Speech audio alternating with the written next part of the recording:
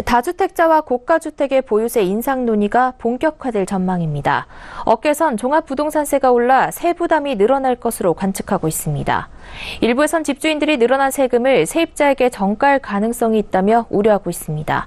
하지만 정작 세입자를 보호하는 장치인 전월세 상한제나 계약갱신 청구권제는 오는 2020년 이후에나 이뤄져 제도 도입이 시급하다는 목소리가 큽니다. 정창신 기자가 보도합니다. 조세개혁특별위원회가 이달 말 출범할 예정입니다. 정부는 지난해 말 임대주택 등록 활성화 방안에서 조세개혁 특위를 통해 보유세 등 부동산 과세 체계에 대한 개편 방안을 마련하겠다고 밝힌 바 있습니다. 업계에선 보유세 인상은 종합부동산세의 공정시장 가액 비율을 폐지하고 공시가격도 높일 것으로 관측하고 있습니다.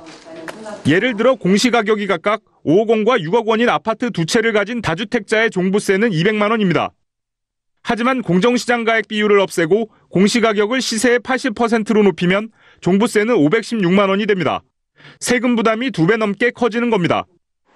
업계에선 다주택자가 집을 내다 팔기보다 세금 상승분을 세입자에게 전가할 가능성이 클 것으로 관측하고 있습니다. 집값 상승분이 세금 인상분보다 크기 때문에 집을 매도하지 않을 것이란 전망이 나옵니다. 결국 세입자를 보호하는 장치인 전월세 상한제와 계약갱신 청구권제 도입을 서둘러야 한다는 목소리가 나옵니다. 전월세 상한제는 집주인이 연 5% 이내로 임대료 인상을 제한하는 것이고 계약갱신 청구권제는 세입자가 원하면 전세 2년에 2년을 추가로 살 수 있도록 하는 겁니다.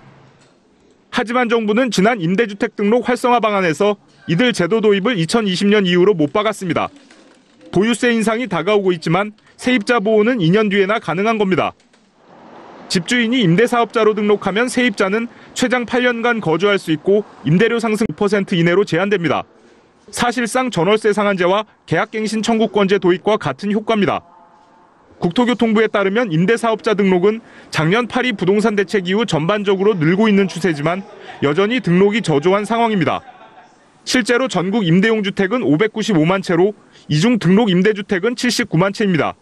작년 말 기준 등록 임대주택은 98만 채로 전년보다 24% 늘었지만 여전히 정부가 추산한 임대용 주택의 16%에 불과한 겁니다. 현재 임대주택 등록은 의무사항이 아닙니다. 국토부는 임대사업자 등록 의무화는 2020년 단계적으로 도입할 계획이라고 밝혔습니다. 서울경제TV 정창신입니다.